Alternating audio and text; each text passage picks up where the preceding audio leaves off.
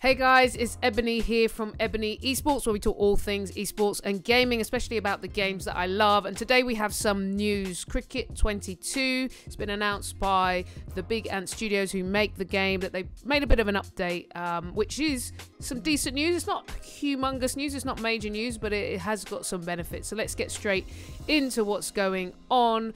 Okay, so we're just going here to a website which is giving us a bit of insight, and when we go down into it, we'll see a load of bullet points of 5 key things that have been announced. So we can see them at the top. Updated rosters and lineups: Australia, Ireland, West Indies, England and New Zealand. So what does that mean? Well, a lot of the teams were a bit out of date. So you take England, who's one of my go-to teams, for example. Harry Brook, who's in the middle order at the moment in the World Cup, wasn't in there. And it's just a bit annoying to have to either keep trying to play around with teams or having to create custom teams and all this sort of stuff. So at least now these teams that are playing in the World Cup, well, those 5 that are mentioned, have been made up to date. Still frustrating, they haven't got the licenses from some of our favourite teams: India, Bangladesh, a lot of the subcontinent teams, South Africa. You can get them by making custom teams, and we'll talk about that in a different video. But for now, they have not been changed. So some improvements, but not major. And then some other changes, maybe not as big, but rectified pro cam, helmet, grill visibility. So for some people who play the game through that lens, there are some tweaks there. Online leaderboard, result tracking. Now, I don't actually play online leaderboard at the moment, but hopefully that will give some insights, and we'll update that as we learn a bit more. Improved stadium lighting conditions, we're going to test it out shortly, so stay with me and we'll see if there's any tweaks, but I have to be honest, it wasn't something that bothered me. And then general stability has been improved. Okay, let's get into the game. I've got the Xbox version, so we'll go in and see what's been tweaked. So let's go into team manager to start with. One of my go-tos, so England, I'm going to go in and I want to manage the team. Let's choose a men's team and let's go down to England, and let's look at lineup. So now we see on the left it actually says updated T20. So when I go in there now, this is good news. When I go for a quick game and I can't bother to do a lot of things, at least now we see what's been playing in this World T20 lineup. So some examples would be Dawid Malan is in at 3, Harry Brook is in at 6, and that just means it's automated, especially for someone who's just new to the game or just getting in it. They don't have to tweak around and try and organise the squads. So that's some good news. But the frustration, as many of us still find, let's go to India, one of my favourite teams. They're now in that semi-final if you're watching around the World T20.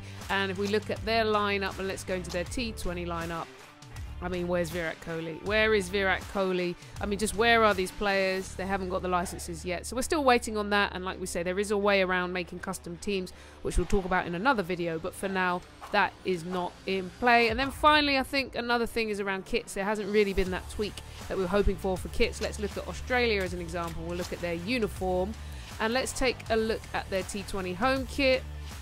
T20 away. Well, it's not the cool kit that we're currently seeing in the World T20. They've got this awesome indigenous kit that they launched for the World T20, which I would love to have seen, but it's not there. So worth saying that as much as there are some tweaks, it's not all perfect. Let's take a quick look at the stadiums. I've always found them fine. I didn't think there was a problem with lighting, but let's have a quick look and see if there's any tweaks. Going to play now. We'll go into a new men's match. Let's just say England are playing Sri Lanka. Let's go into, first of all, match settings. Let's go to one of my favourite, Kia Oval. I'm going to make sure the time is the afternoon at least, so we can see that the lighting looks good during the day. So that is all good. Let's go edit lineup. So on the left now, you can see at the top left, just by Eoin Morgan's head, you can see updated T20 lineup. Let's change that kit, and then let's go over to Sri Lanka, do the same, get it to T20, change that kit.